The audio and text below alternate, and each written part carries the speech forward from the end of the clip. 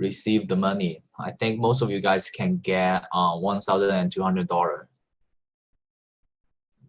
Okay, so that's belong to these things, the United States income and maintenance instance. Okay, so last time we stop here. Okay, we only have several parts left for this chapter when we talk about chapter 23. I will test you 3 different definition questions about the discrimination. Okay, so you do need to know, okay, we're going to talk about 3 major discrimination in this chapter. And in the exam, I will give you an example and you need to know, okay, what type of discrimination we are talking about. So here, the first type of discrimination we're going to talk about is the taste for the discrimination model. This is all what we call the prejudiced people model, or what we call the biased people receive this utility. If you still recall in the first chapter when we talk about utility, we mean utility means satisfaction, okay, and pleasure. So on the other side, this utility means is unsatisfaction and is bias.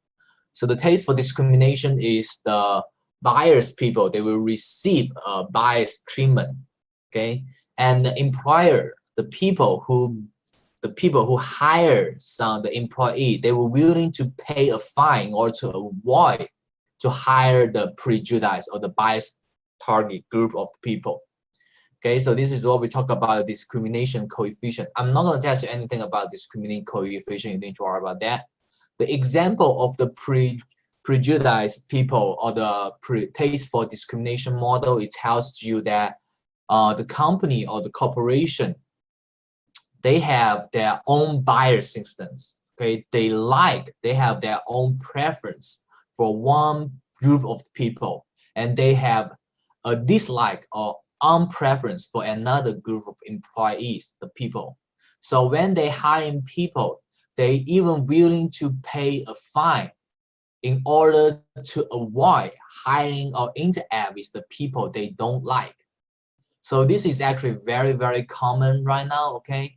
So if you graduating, okay, if you are in the job market, you probably already know, whenever you submit your job application online, at the end of the job application, they normally have a volunteering, those kind of background checking, asking you what's your race, what's your age, whether you are African American or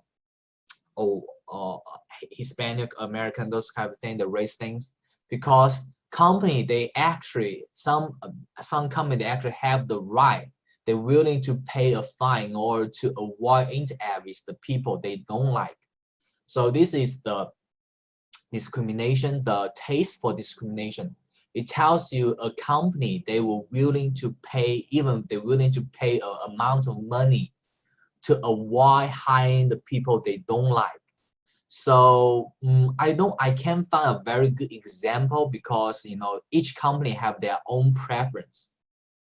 Yeah, you don't know, okay, what type of group they actually like, what type of group they actually dislike. Okay, this is basically, if you know, you need to find out, maybe you're inside of the company, or you are you know someone is the high top manager of the company. My personal experience is I'm in the job market. I was in the job market this year, so I was flying all the time in the beginning of this month, and I was actually getting an interview by a school, a college, a university in Wisconsin, and they actually invite me to a campus interview during that time. And once I go there, all the people who work for that university, as far as I see, they're all white. there's not even other race, you know, instructor or even a student. So I have a lunch with a group of students at the cafeteria at that time, at the cafeteria, and all the students I saw at that university is all white. They're not even, you know, African American student or African American faculty staff over there. And I know the second candidate that applied for that professor job opening over there is a is a white lady. So I know that my chance will be getting very, very low, you know, because compared to her, you know, she's a female and she's white and I'm a Asian. So in that kind of thing, you can say that, you know, that university, they may have a better preference to hire a white professor at that time. But anyway, so again, that cannot tell because I don't know their preference. They don't give me the offer at that time, but I don't know whether it's because of this model, because they like, you know, this taste of discrimination, because I cannot say. But I just say these things may be related to this model. Okay, so on your exam, the only thing I'm going to asking you for these things is I'm going to asking you the definition of the taste for discrimination model. Okay, very, very easy. The taste for discrimination model is, okay, the prejudiced people, the biased people will receive this utility, and the company, okay, the company, they were willing to pay. They are willing to pay a fine in order to avoid the inter-avis their dislike group of people. Okay, so this is the first type of discrimination. So in here, this is talk about the African American employment compared to the white American employment. So if there's less discrimination against, and this model is actually the taste of discrimination model was introduced back in 1950s. So during that time, they still have a huge racist, you know, bias during that time. And the company, they like to hire more white people compared to African American people. So this is based on that model here. If the company have less discrimination, then the demand for labor will be increased.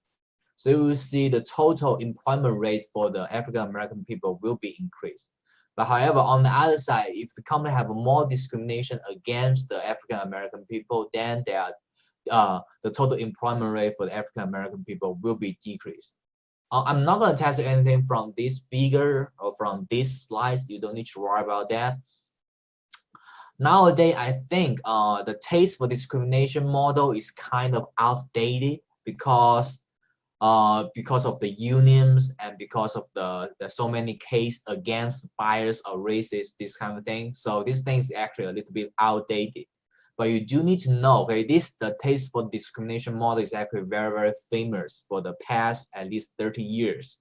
And it now become very, very, how to say, outdated or infamous nowadays. Okay. So the second type of discrimination is what we talk about, is what we call the statistical discrimination. The statistical discrimination, how they going to decide what type of this discrimination it is they judge people on their average group characteristic. Okay, so they did not judge based on your like education. They don't judge on your skill, but however, they judge on the average characteristic which the group you belong.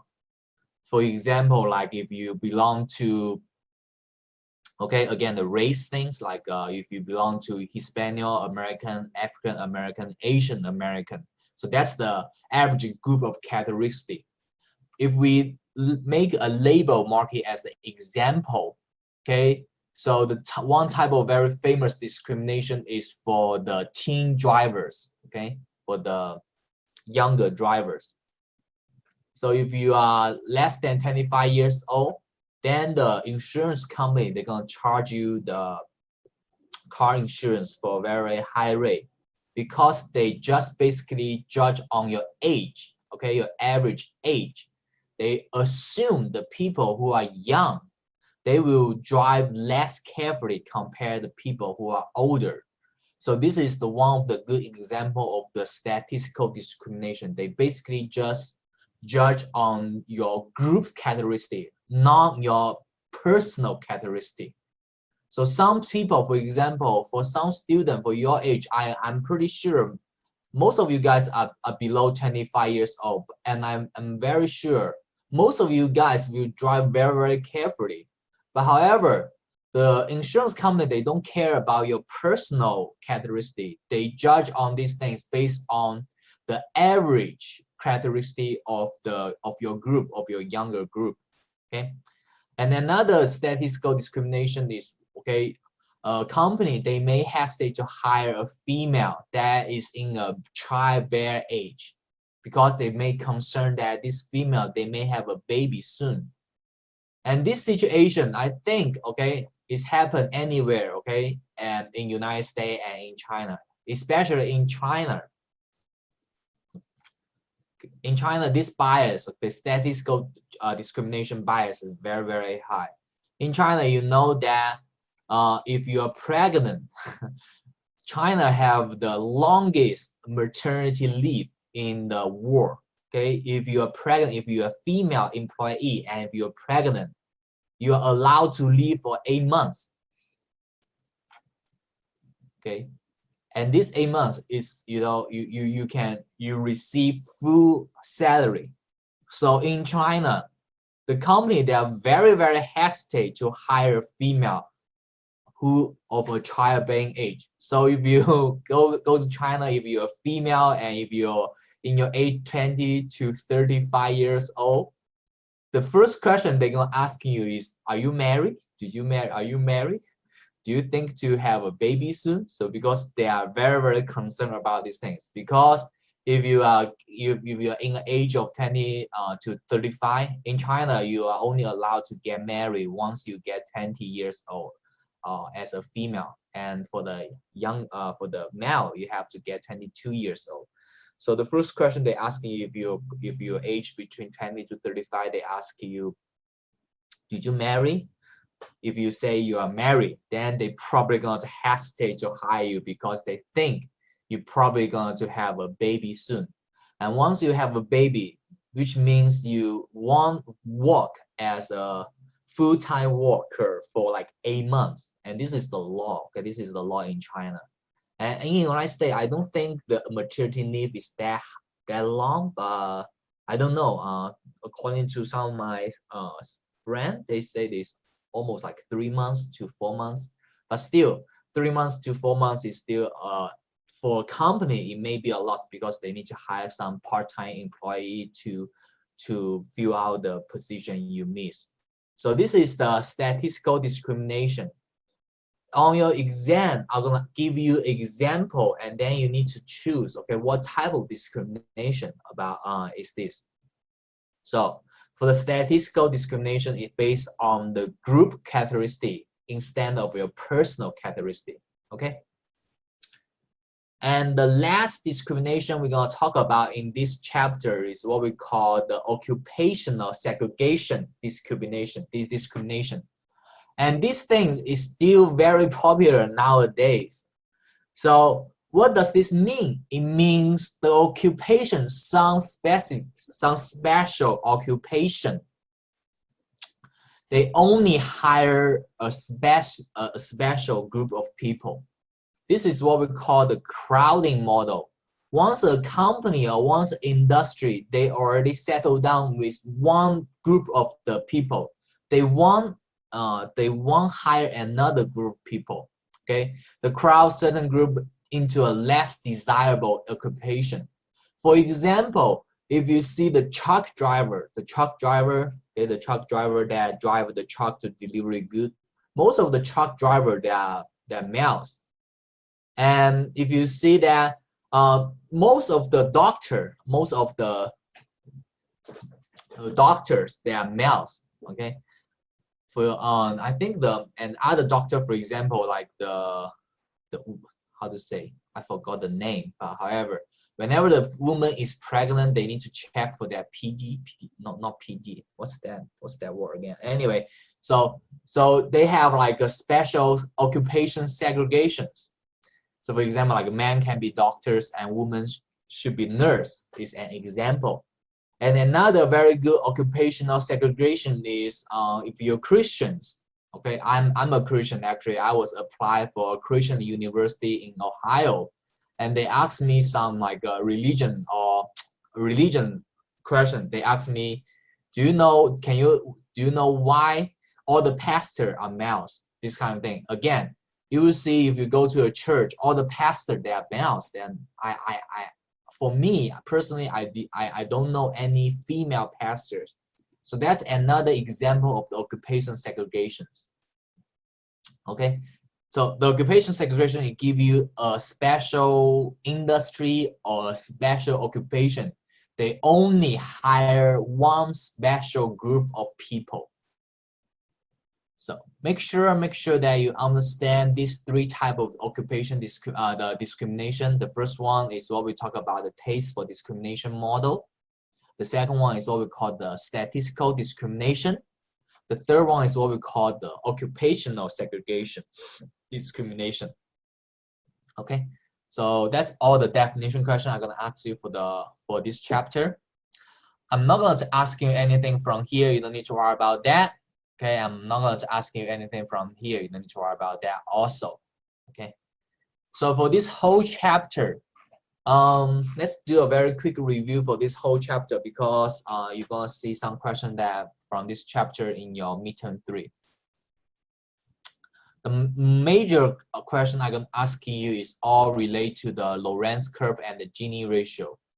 You do need to know how to read the Lorenz curve, and based on the picture or the figure here, how can you find out the relationship between the Gini ratio and the Lorenz curve? So here is several example questions you can go back to study again. And in here, the next question I'm gonna asking you is the 3 types of discrimination right here. 1, 2, 3. So you're probably gonna see around 7 or 8 questions that come from this chapter for your next midterm. Not a very important chapter, but however, you do need to know how to read the Lorenz curve and the Gini ratio. Okay, so that's for chapter 23. We only have one more chapter left. This chapter, we actually put chapter 24 and chapter 25 as a same chapter into one big chapter right here. This is when we talk about international trade and immigration. Because of the international trade, they actually relate to the immigration. We're going to talk about a little bit about immigration, not that much in this chapter, in this last chapter. So let's finish this last chapter. We're probably going to finish this chapter on Friday, which means after Friday's class, April 17, we will finish all our coursework. However, you do gonna have 2 more homework and 2 more quiz you need to finish. I'm gonna post that on Connect.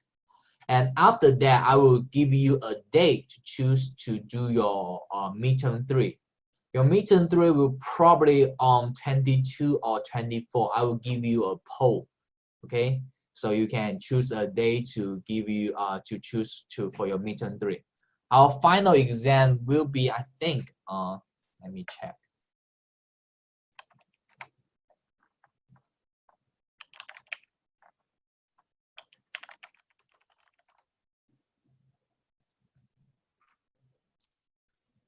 Okay, our final exam, you can find it right here. So we are Monday, Friday. So our final exam will be taken on April 29th. So which is in 2 more weeks. Okay, in 2 more weeks. The good thing is we almost finished cover all the chapters. So I'm going to give you an announcement about all the dates for the rest of this class. So let's go ahead to finish this chapter. So in this chapter, we're going to talk about international trade. So international trade, we talk about 2 countries. They have the trade of the goods or service. So some key trade fact for United States is a huge trading company. They is a big export country and is a big import country in the world. United States, however, in United States, the export amount is always higher than is smaller than the import amount. So that's when we talk about the trade deficits. United States, they trade deficit in goods, but however, the United States trade surplus in service. So what is the service and goods? Goods is the material or product, and the service on the other side is the things, the service you provide. The major service that the United States provides, like education or like technology service, So if you're using Apple, if you're using Android, if you're using Google, most of it is the Google or YouTube, those kind of service they're exporting. So for United States, they have a trade deficit in goods, which tells you the total export product is much less than the import product for the United States. And on the other side, United States have a trade surplus in service, which means the total export in service is much higher than the import in service. Canada is the largest United States trade partner, and the trade deficit with China is very high for the past few years. And that's why, if you see, that's one of the major reasons why President Trump wants to have a trade war happening between China and United States for the past 2 years.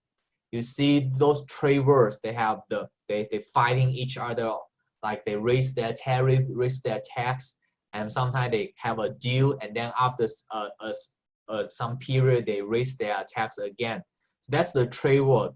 One of the major reasons that President Trump wants to have a trade war with China is because they want to, the Trump government, they want to,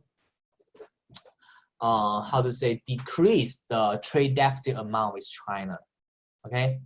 Again, because we don't have a group project anymore, you don't need to worry about these things. I won't going to test you anything from this side. So here, this is the top 5 United States trade partners. Again, nowadays in 2018, this is in 2018, China is the top 1. The total trading amount with United States is 636 billion. However, the trade deficit is 375 billion deficit. Okay, and the second one is Canada, the third one is Mexico, Japan, and Germany. The major things that United States trading with Japan and Germany is the vehicle, the automobile, like Toyotas or Honda. Germany is the same. The major thing they import from Germany is the automobile, like Volkswagen, those kind of things.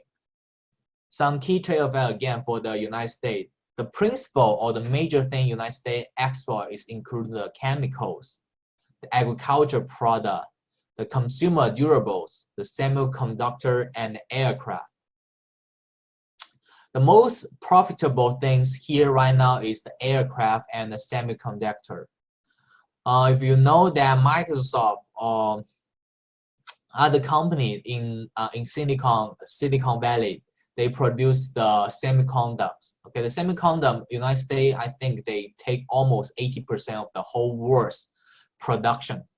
And aircrafts on the other side is the same. The Boeing, okay, and Airbus, they are the one that who produce the aircraft. And the major thing that United States import, including the gas, the oil, the automobile, the metal, the household appliance, and the computers. Some students, they may confused about the computers and the semiconductors. The semiconductor is one of the components, is one of the things you need to use in order to produce a computer. But however, if you check all the computer companies in the United States like HP or Dell, they only ship all the semiconductor to overseas. Normally it's in China or in Vietnam, and the computer was assessed over there. It was putting up together in the abroad and sell and transfer back into United States. I'm not going to test you anything from here about the trading effect. Okay, you don't need to worry about that. Here give you a picture about each state's export, and you see in Virginia, okay, actually Virginia is a very big state for exporting coal. Okay. Again, I'm not going to test you anything from here. Here give you some key trading facts about the whole world, around the whole world. So China have the highest exporting amount.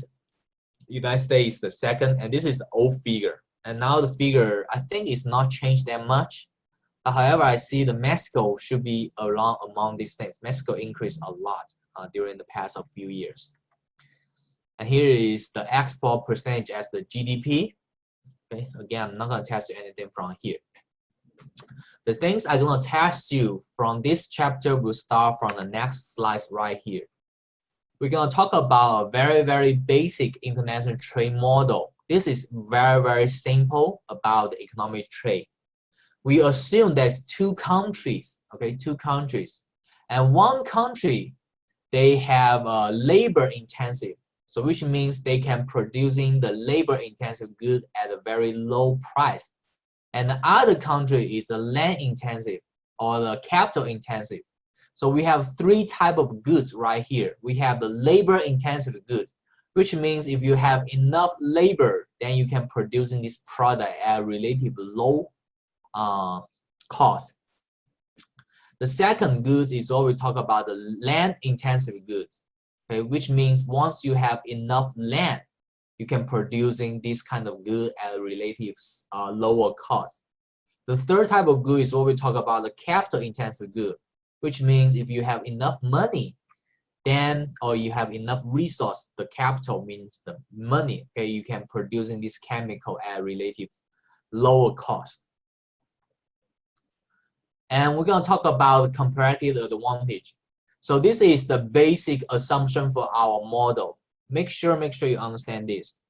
We assume there's two countries, and we assume two countries, they have the same size of the labor force. What does that mean? Which means the total number of the employee or the total number of the labor available in two countries is exactly the same.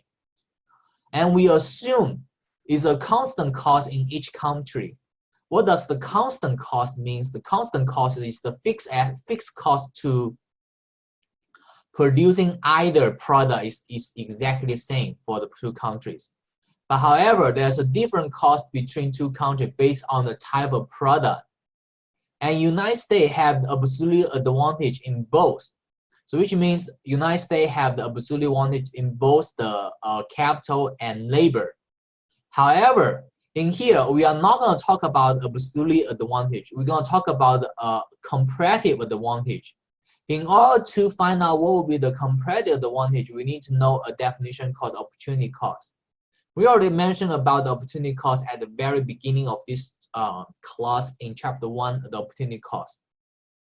In here, we need to talk about the opportunity cost for producing two type of product for two countries in this model, the internet trade model. In order to calculate the opportunity cost for this internet trade model, we need to calculate the slope of the curve. So here, this is the model right here when we talk about the comparative advantage. We assume there's two countries. Again, we have the United States and Mexico. We assume there's two types of product right here. We have the vegetable right here. We have the beef here. So here is the slope for this. Here is the slope. 1 second. Okay. So here is the slope for these two things. So in order to produce 30, okay, so for United States, so how are we going to find out what will be the opportunity cost? So you need to know how to calculate the opportunity cost in this case. For United States, in order to produce 30 tons of beef, okay, if United States produce 30 tons of beef, which means it can only producing 0 vegetables, right? So if United States uses always money to produce, okay, it will be at this point, which means the total vegetable it allowed to produce in United States is 0. And if United States want to produce 30 vegetables, okay, so which will be at this point, then the total beef it will allow to produce is 0. Okay, so this is the United States situation.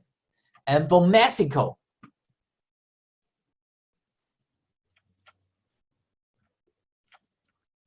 if Mexico use all its money, labor, and resource to producing beef, it can only produce 10 beef and with 0 vegetables.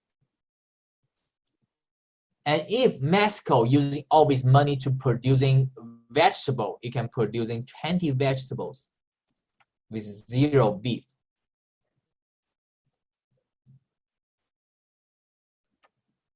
Okay, so compared to Mexico, you will see United States, whenever United States want to decide to producing only one product For example, if United States want to producing beef only, they can producing 30 beef. But however, Mexico is only can producing 10 beef.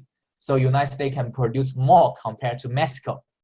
And if United States want to producing vegetable only, okay, then Mexico only producing vegetable only. United States can producing 30 vegetable, and Mexico is only producing 20 vegetable. So at this case, you will see no matter United States or Mexico decide to producing what type of product, United States can always producing a higher amount compared to Mexico. So based on this condition right here, this is what we call absolutely advantage.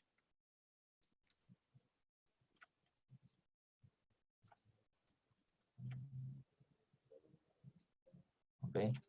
This is what we talk about absolute advantage, which means the United States, no matter on whether they're going to producing only beef or vegetable, the total produced amount, it will be higher than Mexico. This is what we talk about absolute advantage. But however, the absolute advantage, so does that mean the United States should not be trading the goods with Mexico? This is not the case, okay? The absolute advantage cannot be the decision rule for you to decide whether these two countries in order to trade for each other, trade with each other.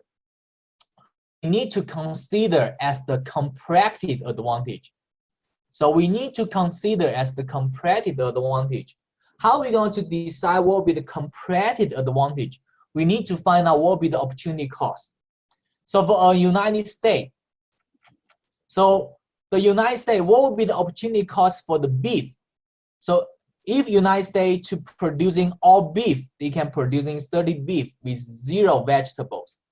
If United States want to produce only vegetable, they can produce 30 vegetable with 0 beef. So the opportunity cost for beef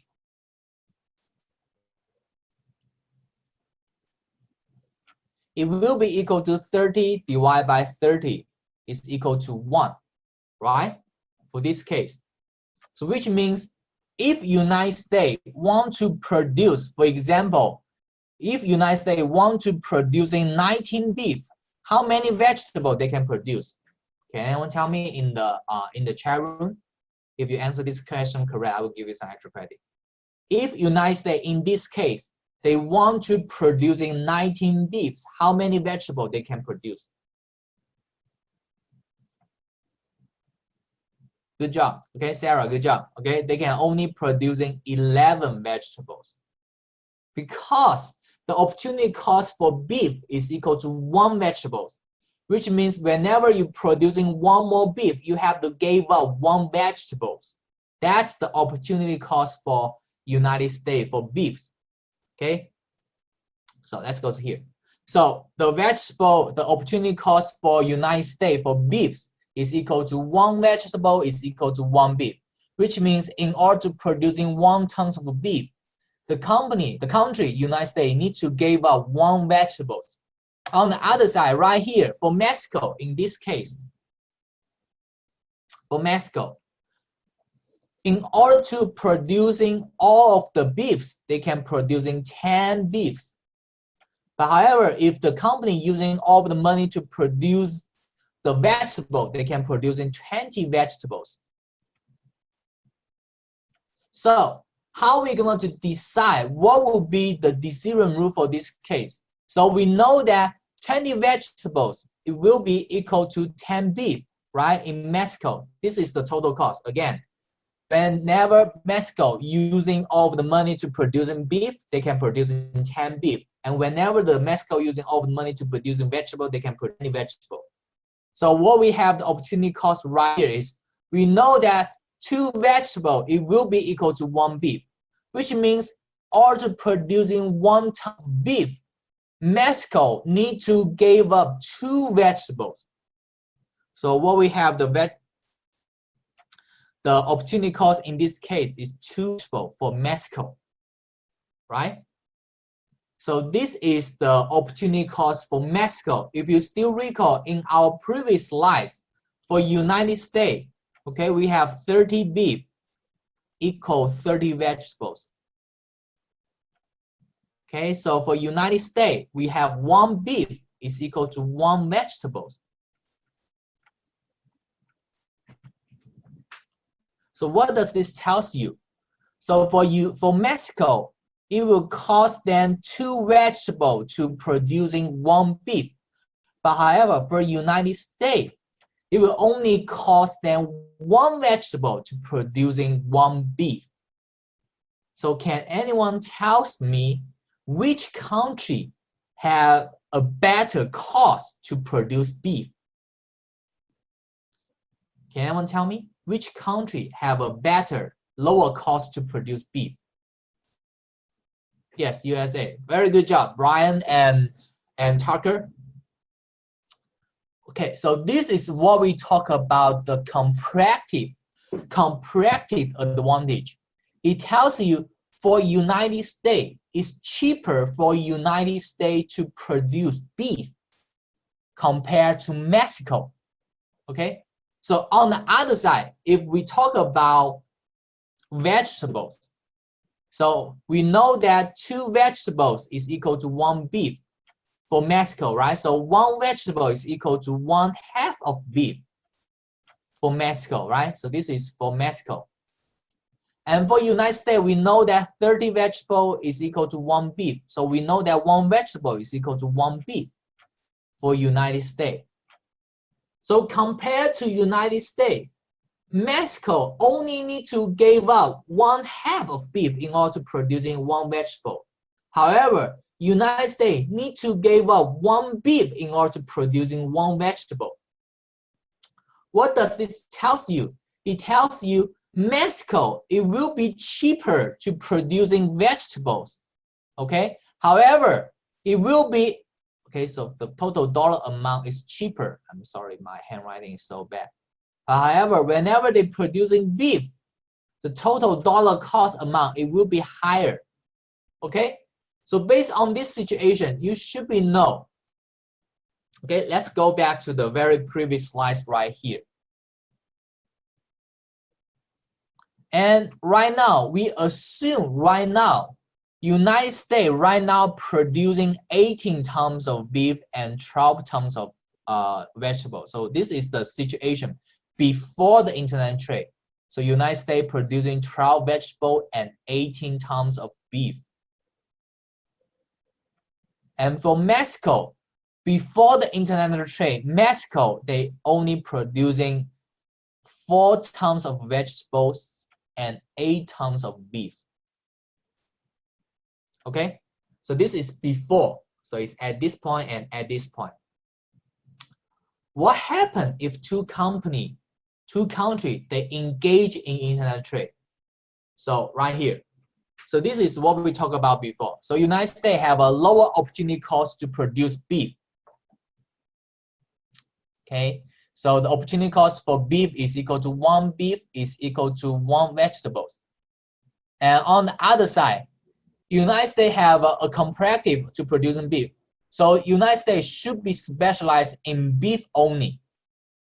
So for example, if United States using all its money to producing beef, it can producing 30 tons of beef, right?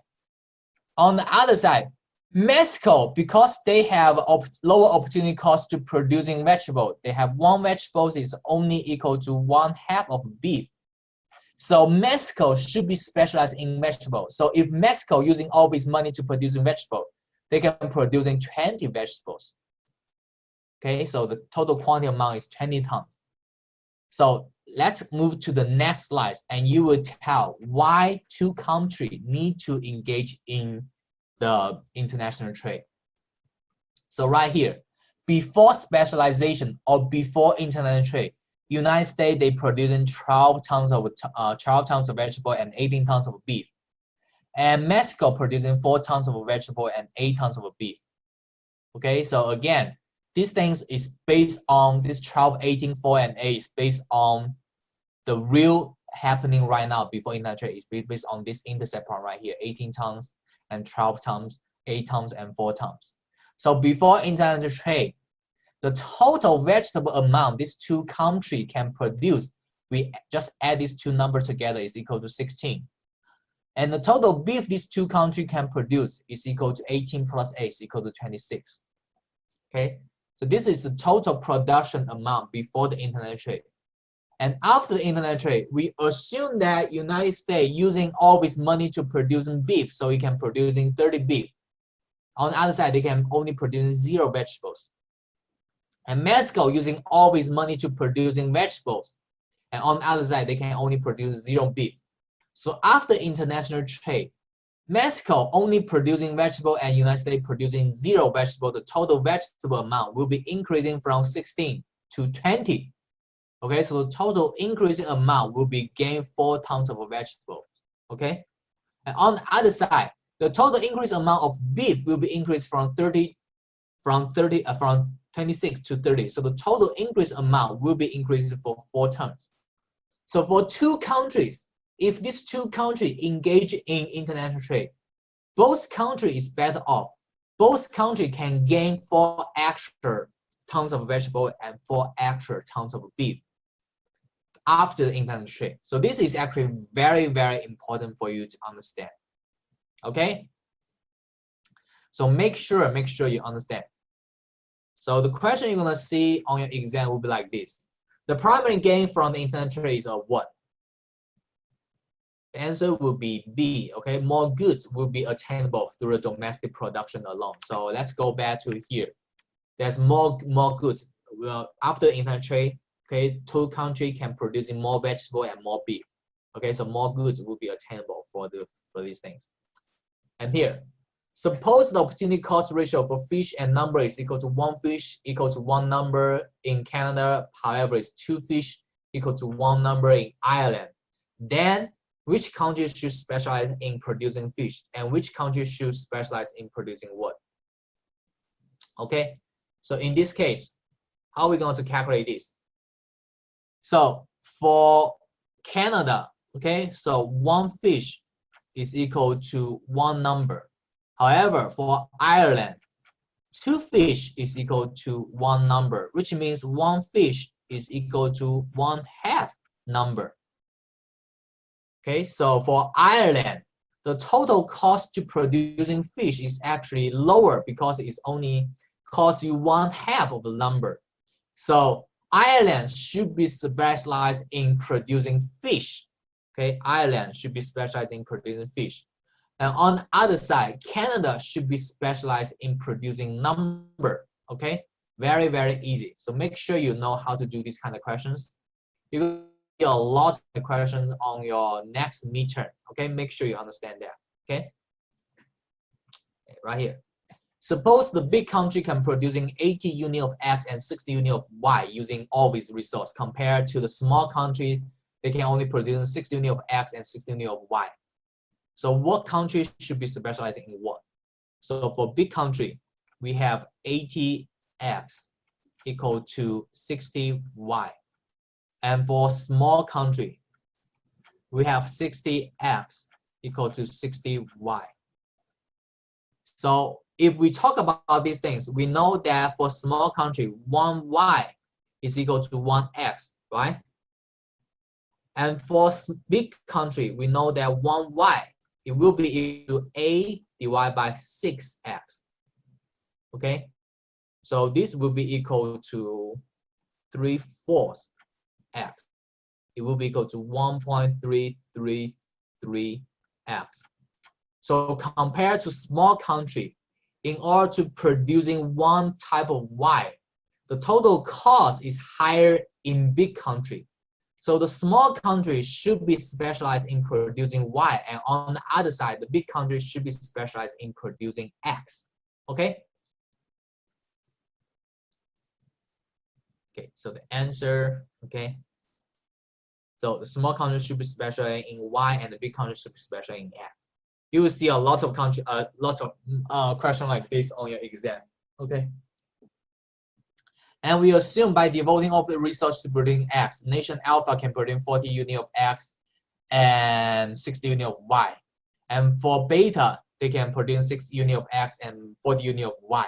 So pretty much the same thing. Once you know how to do these things, you need to know, based on the opportunity cost, you will need to know how to do this kind of thing. Okay, so I'm going to stop here. We're going to finish off this chapter on Friday. Make sure that I think I'm going to post a quiz online tomorrow. Make sure you spend some time to do the quiz. And the quiz will open in the morning and it will be closed at 9. Okay, so make sure you spend some time to do the quiz. That will be all for today's class. Do you have any questions? If you don't have any question, if you have any question, you can write in the chat room. If you don't, then I'm gonna see you on Friday. Okay. Make sure you go back to study this chapter about the comparative advantage. This is the most important thing for you to know. Okay. So that'll be all for today's class. I'm gonna see you on Friday. Countries. Okay, we're using the Game of Thrones right here. We have 2 countries. They all producing either the Blackstone or Dragonglass. So if House Lannister want to using all of his money to producing Blackstones, it can producing 600 unit of Blackstones. And House Targaryen can producing 400 unit of Blackstone. And when using all the resources producing Dragonglass, House Lannister can producing 200, and House Targaryen can produce 800. So the first question I ask you is, what will be the opportunity cost for both houses? So for Targaryen, okay, if he using all of his money to producing Blackstone, he can producing 400 Blackstone. And for Targaryen, if he's producing Dragonglass, he can producing 800 Dragonglass. Okay, and for Lannister, if using all of his money to producing Blackstone, he can producing 600 Blackstone. And if you're using all of his money to producing Dragonglass, he can only producing 200 Dragonglass. So if we talk about the opportunity cost, so if we talk about 1 Blackstone is equal to how many? So what we got right here is we got for Targaryen, we have 1 Blackstone. For Targaryen, need to using 2 Dragonglass in order to produce these things. But however, for Lannister, 1 Blackstone, it will be only equal to 1 divided by 3 Dragonglass.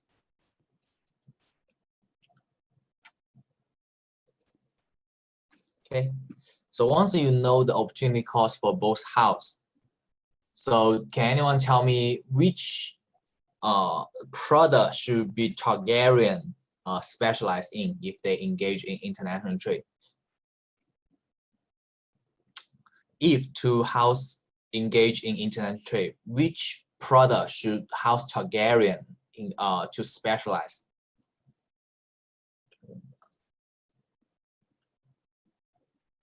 Okay, very good job. The answer would be, okay, Dragonglass. Good job, Tucker. Okay, the reason is what? Okay, the reason is for Targaryen, you see here, for Targaryen, it costs then 2 Dragonglass in order to producing 1 Blackstone. So which means the Blackstone, the cost of to producing Blackstone is higher in Targaryen compared to Lannister, because in Lannister it only costs them 1/3 of Dragonglass in order to producing 1 Blackstone.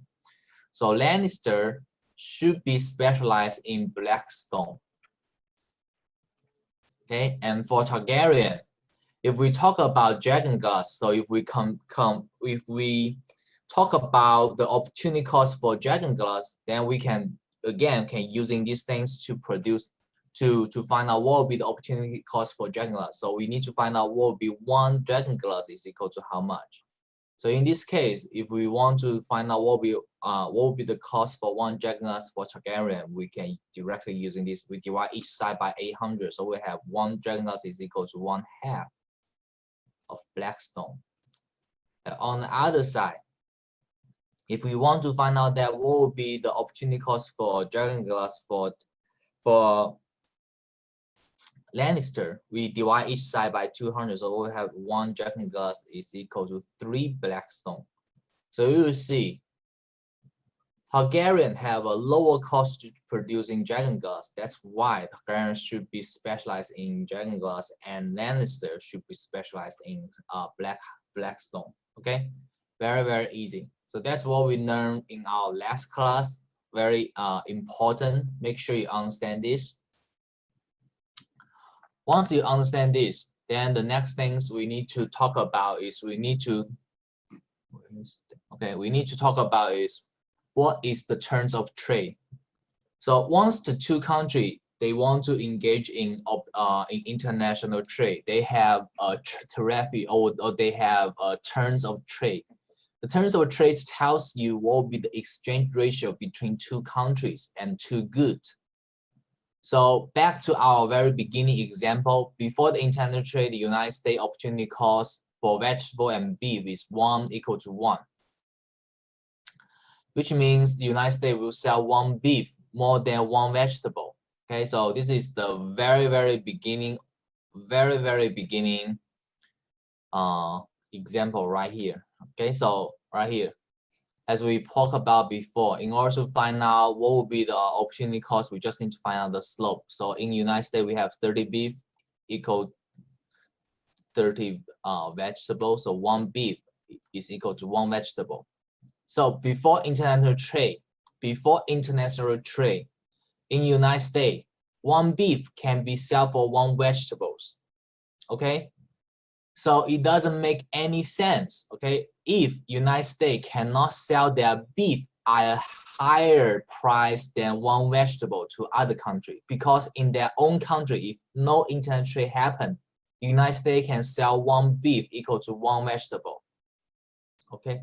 So that tells you if United States want to sell their beef to Mexico, they will consider the beef price, 1 beef price should be larger than 1 vegetable in order to earn profit, right? Which means Mexico, in order to have international trade with the United States, they have offered a price for beef higher than 1 vegetable than one in order to engage in the international trade. And before international trade, we know that for beef, okay, so in Mexico, 10 beef is equal to 20 vegetables. So we know that 1 beef is equal to 2 vegetables. So in order to buy beef from United States, okay, because we know here we have the 2 opportunity costs right here. For United States, before international trade, they can sell their 1 tons of beef equal to 1 tons of vegetable. And for Mexico, before the international trade, they can buy 1 beef equal to 2 vegetable domestic. So if Mexico want to buy beef from United States, they should expecting the price they buy the beef from United States smaller than what? Can anyone tell me? So now the price for beef in Mexico is equal to 1 beef is equal to 2 vegetables. So if Mexico want to engage in international trade with United States, what kind of price they will offer, okay, to buy beef from United States?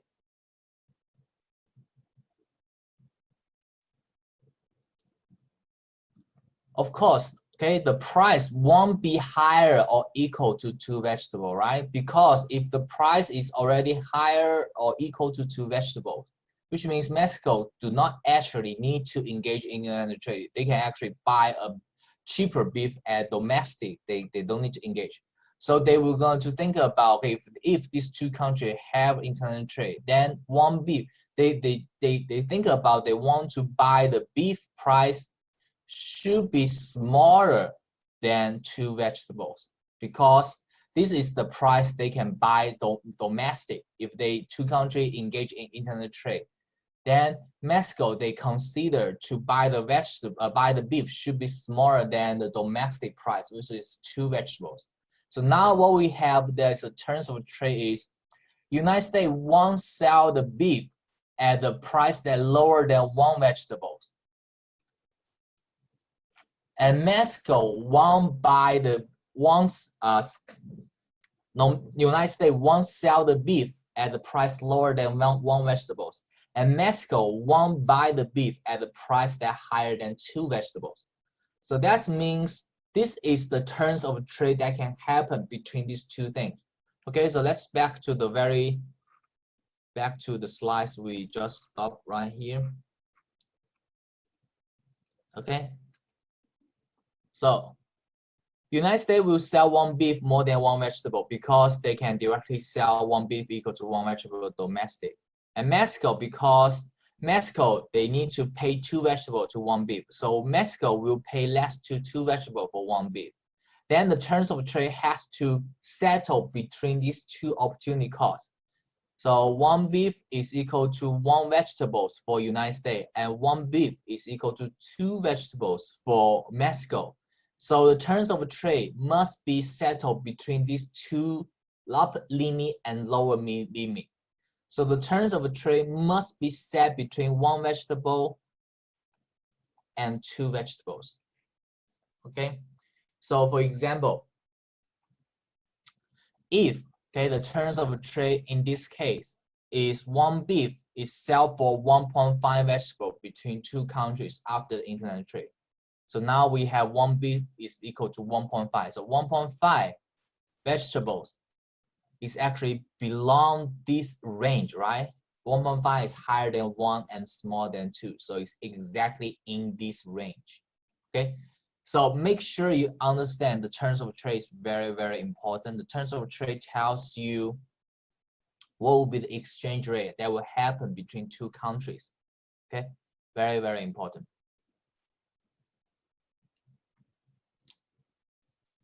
Okay. So now let's talk about this.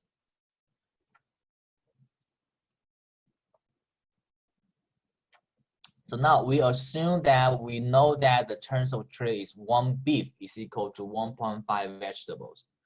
You know that this soft red line right here, this 30 become equal to 30. This is the product possibility curve before the international trade. So United States can produce either 30 vegetables or 30 tons of beef.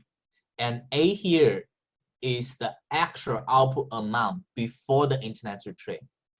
Okay, so you know that because United States have a comparative advantage in beef, right?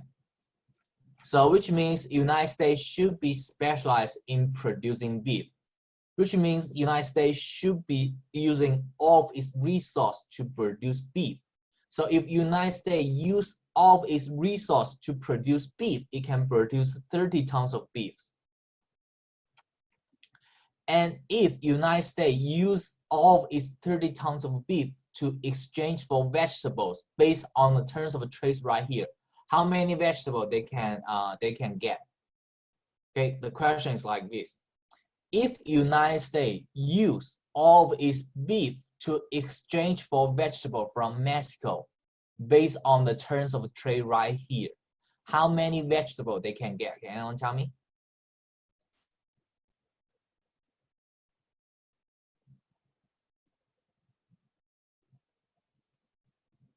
No. If United States use all of its beef to exchange vegetable from Mexico, and based on the terms of trade right here, 1 beef is equal to 1.5 vegetables. Okay, good job. Okay, Tucker, very good job. Okay, so again, we have the terms of trade right here.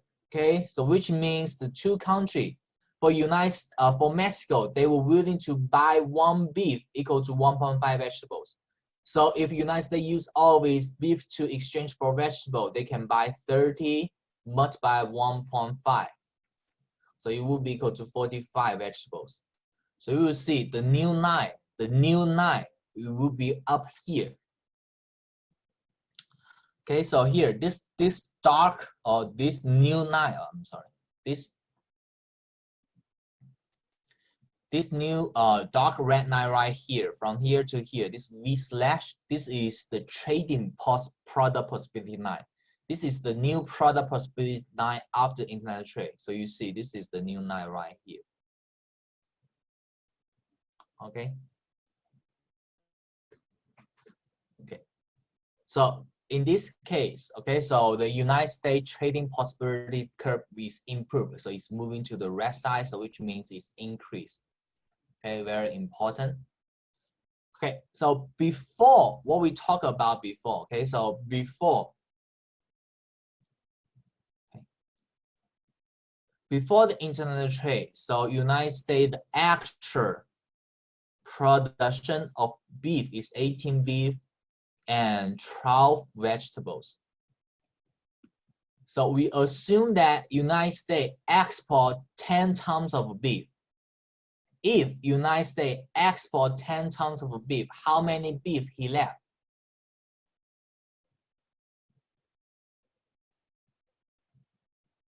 So this is after, okay, good job, okay?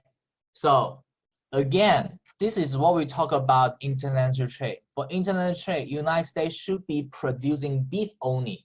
And if United States use all its money to producing beef, then it can producing 30 beef. And in this 30, United States choose to export 10 tons of beef only. So what does what United States left is United States left 20 beef, all right? They producing 30 beef and they export 10 tons of beef. So which means United States still have 20 beef left in domestic market. So it will be moved from 30 to 20 right here. Okay, this is the point. And if United States use this 10 tons of beef to buy vegetable from Mexico, vegetable from Mexico, then they can buy 15 tons of vegetables. So because the terms of trade is right here. So 10 multiplied by 1.5. So now United States have 15 tons of vegetables. Okay, so it will be right here. Okay. So now the total product available in United States after international trade, okay, is 20 tons of beef and 15 tons of vegetables. And before the international trade, United States can only producing 18 tons of beef and 12 tons of vegetables. Okay, so this is before. Okay, so this is before. So you see, after international trade, both the vegetable and beef production will be higher for United States. So United States is better off. So international trade is benefit for United States. Do you guys understand? Okay, so this is for United States. Mexico on the other side will also benefit in international trade also. So as we mentioned, because before the international trade, Mexico can producing 10 beef or 20 vegetables. So Mexico should be specialized in vegetables, which means Mexico should be use all of its resource to produce vegetables. So Mexico can producing 20 vegetables. Okay, and we assume the terms of trade is equal to 1.5, vegetable is equal to 1 beef. So if vegetable use all its vegetables to exchange for beef, how many beef it can buy from United States? It's actually very easy, right? Because we know that 1 beef now the trade rate is equal to 1.5 vegetables. So how many beef we can buy? We just using 20 divided by 1.5. So which means, okay, if Mexico use all its vegetables to exchange for beef, they can exchange for 13.3 tons of beef. Okay, so compared to 10 tons of beef before, it now increasing to 13.3 tons of beef. So same as United States, the trading possibility 9 or the product possibility 9, what we talked about before in chapter 1, it will be moved to the right side. So the total product combination for Mexico also increased, okay? And now, so Mexico now they use all its money to producing 20 tons of vegetables, and Mexico want to export 15 tons of vegetables to United States. So they want to, in these 20 tons of vegetable, they want to sell 15 tons of vegetables. So they minus 15 tons of vegetables. And they're using these 15 tons of vegetable to exchange for beef from United States. So what then left is they only left 5 vegetables left. But however, for these 15 tons of vegetables, how many beef they can exchange from United States based on the terms of trade here. So 15 tons of vegetable can exchange for 10 tons of beef. How we got this 10 tons of beef? We're using 15 divided by 1.5. So what we got is 10 tons of beef. So now you will see, okay, the new 9 right here, or the new points right here is before the international trade, Mexico producing 8 tons of beef and 4 tons of vegetables. And after the international trade, Mexico is producing 10 tons of beef and 5 tons of vegetables. So you will see Mexico is also better off. Okay, very, very important. So the international trade, it will be benefit for both parties, both countries, and it will be increasing the total production output for 2 countries at the same time. By engaging in international trade, both countries, they are better off. Both countries' consumer can get more product at the same time. Okay, so make sure you understand these 2 slides right here. Very, very important. You're probably gonna see a lot of questions that come from these 2 slides. Okay, make sure you understand. Okay, so let's go to the question we left right here. So here, which of the following terms of trade won't be accepted by Cersei if these 2 houses is going to international trade? Okay, we already know the opportunity cost for Lannister is like this. Okay, 2 beef is equal to 1 dragon glass. 1 beef is equal to 2 dragon glass. Okay, so what opportunity cost or what terms of trade will not be accepted by Cersei in this case?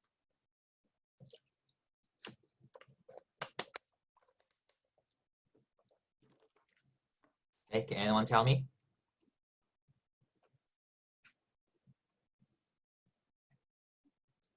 So this is the type of question that you will see a lot for your next midterm regarding the international trade. Make sure you understand this.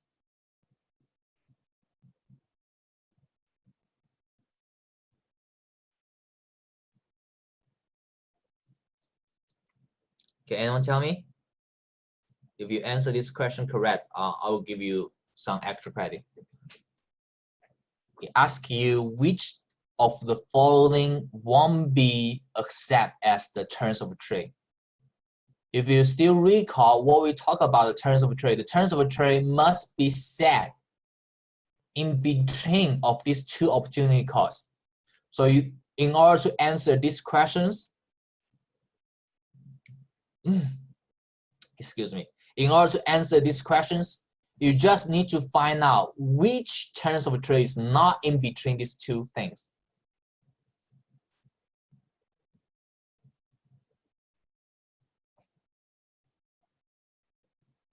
Okay, good job. A bar, right? A bar.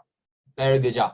Okay, so why the answer is 3? Okay, let's go through these things very, very carefully. You will see a lot of these kind of questions. Based on the reply rate right here, I cannot see a lot of students that actually understand.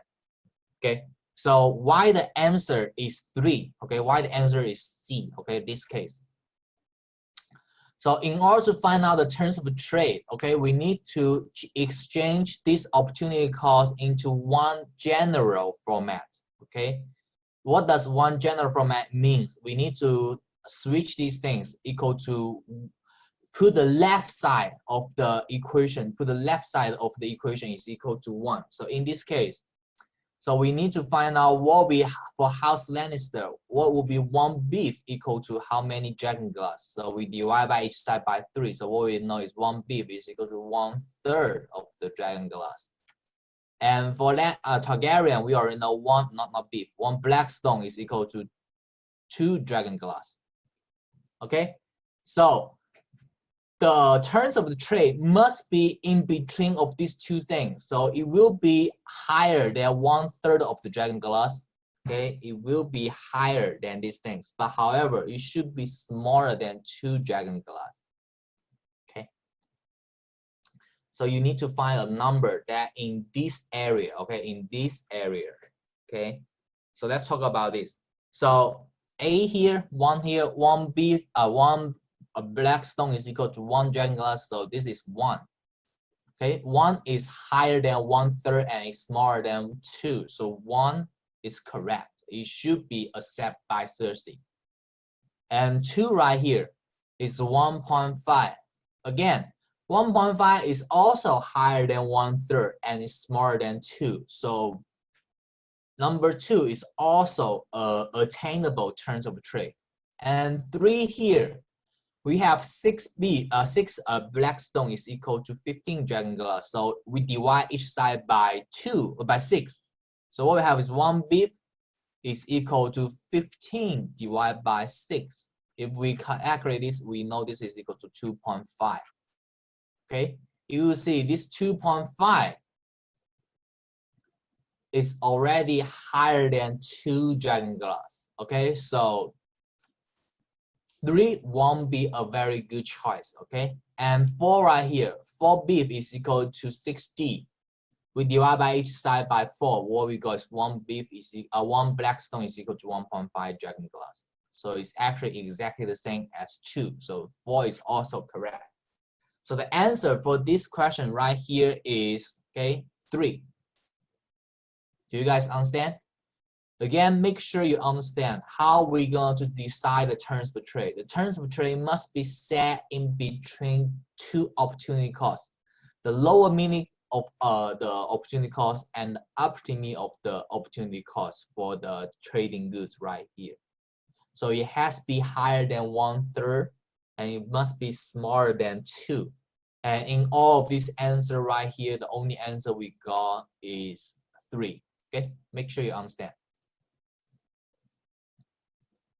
Okay.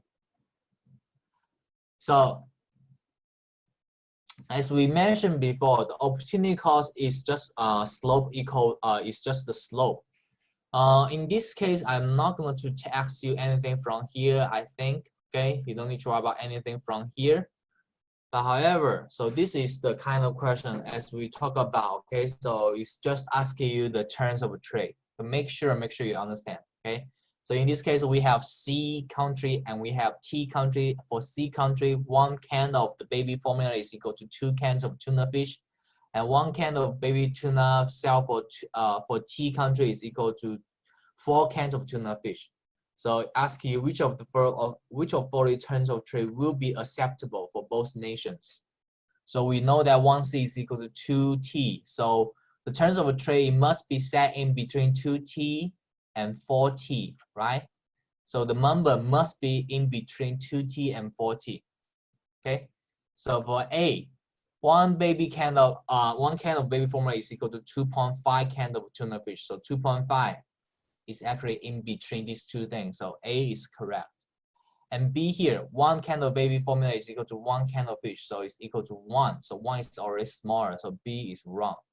And C, 1 can of baby formula is equal to 5 cans of tuna fish. So 5 cans of tuna fish is already higher than 4 tuna fish. So C is also wrong. So the answer would be A. Okay. Make sure you understand how to do this kind of question. It's very, very important. And here. So this is type of questions as I mentioned. I'm going to test you many times. So in this case, so X country, they sell 1 fish for 2 chicken, and H country is sell 1 fish to 4 chicken. So we talk about terms of trade. Can you trade if they are equal? No. If they're equal, which means the 2 countries will not make any profit engaged in internet trade. And by the way, you need to know that in this case, in this whole chapter, we assume there's no tariff and no transaction cost. So if it was equal, which means, okay, the 2 countries will not make any difference in profit and minus all the transaction costs and tariff, okay, the two countries, they're going to lose money. So it must be smaller and higher than the upper limit and the lower limit. Good question though, very good question. Thank you for asking. So in this case, the terms of trade, it must be higher. I'm sorry. The terms of trade must be higher than 2 trillion, and it must be smaller than 4 trillion in order to engage in international trade. Okay, so in this case, A here, one fish is equal to 2.5, so 2.5 is in this range. So A is available, attainable.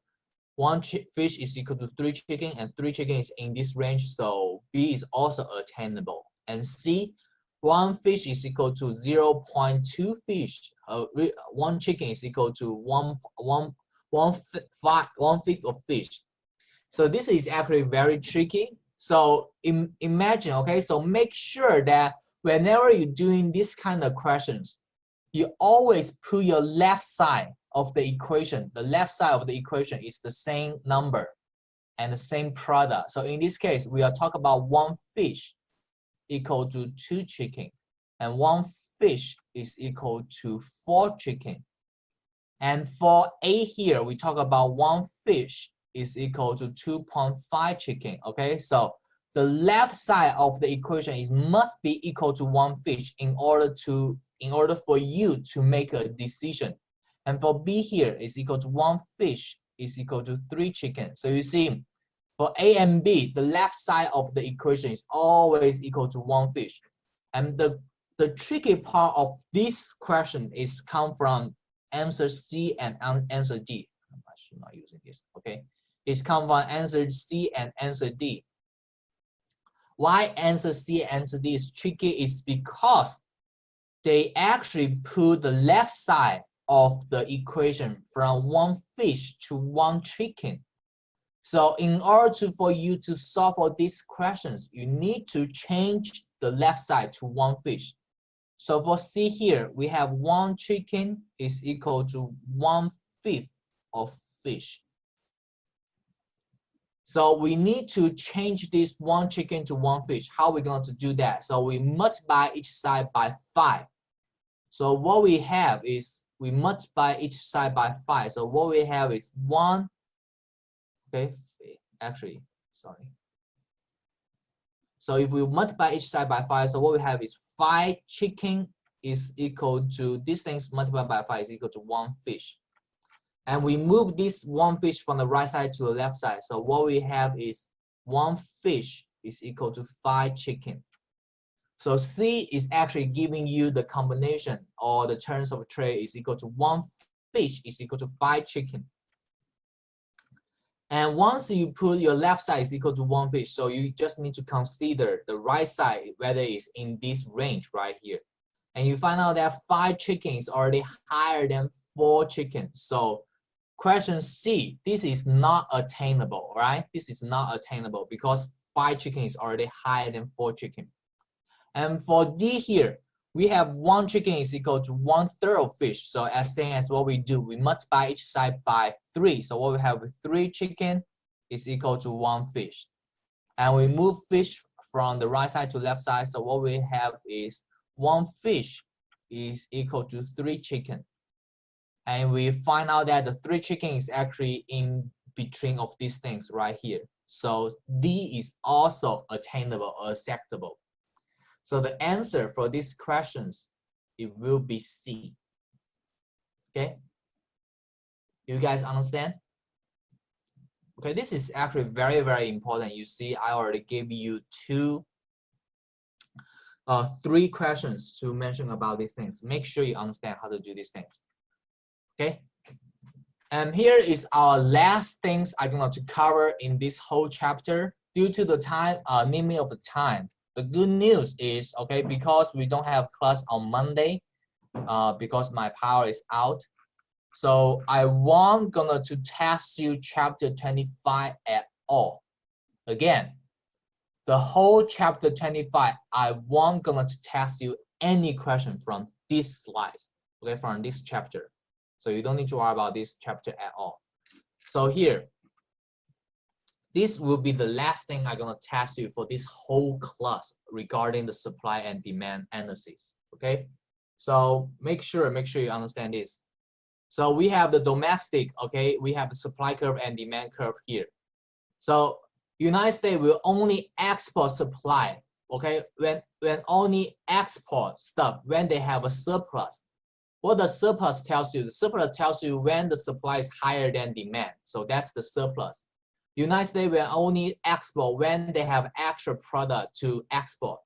So we have the supply curve right here. And on the other side, whenever we have a shortage, and this is what we learned in chapter 3, a shortage tells you the demand is higher than the supply. So which means United States need to buy these things from the other country.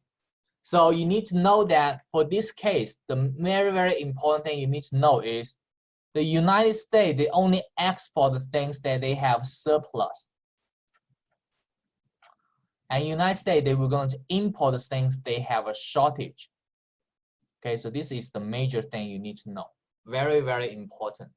United States will only export the product they have a surplus, which means they cannot sell all their product at the domestic market. So they can sell on the international trade market. And United States will only import the product when they have a shortage. What does the shortage tells you? The shortage tells you that the production of the United States alone cannot satisfy all the demand for the consumers. So United States need to buy these things from another country. Okay. On the other side, okay, we assume this is Canada. So again, Canada will only export things they have a surplus, and they will only import things they have a shortage. So if we put these two figures, the United States figure and the Canada figure, into one figure, so what we have is right here. So if we put these two things right here, so this is actually very, very important. We talk about the equilibrium in chapter 3 when our supply is equal to our demand. Okay, in this case, it's the same thing. Okay, we only going to put our equilibrium when our supply is equal to our demand. But however, is the equilibrium policy right here, whenever we talk about international trade, is we're going to put our import demand exactly equal to our export supply. Okay, so the equilibrium will be happening right here. It will be happen for the United States import demand and for the Canadian export supply, and this is the only intercept point for you to find out for this figure. For this whole figure right here, this is the only intercept point right here. Okay, make sure you understand that. And once you find out that, you will find out the what we call the equilibrium price right here. So the questions I'm going to asking you, it will be look like this. So this is the type of questions. So refer to the above diagram present for two nations in a specific product in equilibrium. The nation that represented by FA and FC will do what? So in order to do these questions, the only thing you need to know is the export line is always an upsloping line. Okay, so the export line, it will be always an upsloping line. And the import line, it will be always a downsloping line. The import line, it will be always a downsloping line. So we know that there's two exporting line and there's two importing line. So he asks you in equilibriums, the nation that represent by, okay, the nation that represent by AFC. So this country on the top, it will be doing what? So in order to do this kind of thing, you need to find out the only intercept point right here. So we find our only intercept point is right here. And the intercept point for this country, okay? And the intercept point for this country is a what? This is a what line? This is an import line, right? Again, the import line will be always a downsloping line. So for the country AFC, the only intercept line you have on this figure is a downsloping line, which means the country AFC, they have to import stuff from the country BGD, right? So the answer, it will be, okay, the answer will be B. So again, all the input line is a down sloping. You need to know that. And all the export line is up sloping. Okay. So based on this situation right here, the only intercept point right here is at here, and its intercept at the AFC, this country's import line. So AFC, this country, they're going to import product from the country from B, G, and D, and the quantity is equal to H, and the price is equal to I. Very, very easy, okay? Very, very easy. This is the only type of question I'm going to test you for this last chapter. Again, I'm not going to test you anything from chapter 25. You don't need to worry about these things at all, okay? I'm not going to test you anything from this. We don't have enough time, okay? Okay, so make sure, again, for these things, okay, the import line is always a down sloping, the export line is always up sloping. Okay, so that's all for this last chapter. The last chapter, chapter 24, will be the most important chapter for you to prepare for your next midterm 3. It will take a huge percentage. The most of the questions that come from, it will be come from here. Okay, you need to know how to find out what will be the opportunity cost for both countries. Okay, you need to calculate the slope. Once you find out the opportunity cost, you need to find out that what will be the total output increase. Okay, so make sure you understand these slides right here. Once you know that, you need to know that based on the opportunity cost, which countries should be specialized in what. Okay, the countries should be specialized in the product which they have a lower cost. Okay, so make sure you know that. Once you know that, and then you will see a lot of questions that come from the terms of trade. Again, the terms of trade must be settled between the two upper limit and the lower limit. It must be smaller than the upper limit and must be higher than the lower limit. Once you know that, you need to understand these two figures right here. Very, very important. What will be the total gain of the United States after the internet trade? What will be the total gain of Mexico after internet trade? Okay. And the last question I'm gonna test you is about this figure. It's all about this figure right here. So make sure that you spend some time to go review these things. Okay. You already have a quiz last on Thursday. Again, I cannot reopen the quiz for you because the quiz I mentioned many times, if you miss the quiz, it should be fine. The quiz won't affect your won't be influence your final grade. It will become as extra credit. Okay. I'm gonna post another homework. Your last homework will be due tonight, and after tonight, I'm gonna give you another homework. The homework is our last homework. Okay, this is the last homework for our whole class.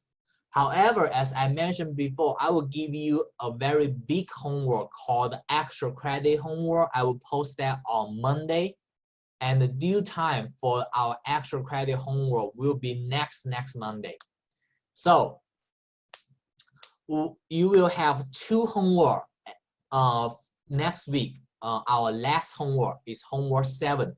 Homework 7 is required and you have to do it. And you have an extra credit homework which is not necessary and which is not required by the class. You can choose to do it or not. If you choose to do it, I will give you some extra credit. If you choose not to do it, it won't affect your grade. And on next Monday, I'm gonna give you a quiz about chapter 24. Okay, so that will be all for today's class. Do you have any questions? If you have any question, you can ask in the chat room, or if you have any questions, you can send me an email. Okay, make sure you send me an email to my faculty email address. Okay, do you have any questions? Okay, if not, I'm gonna see you on Monday then. Okay, you guys have a good weekend. Bye bye.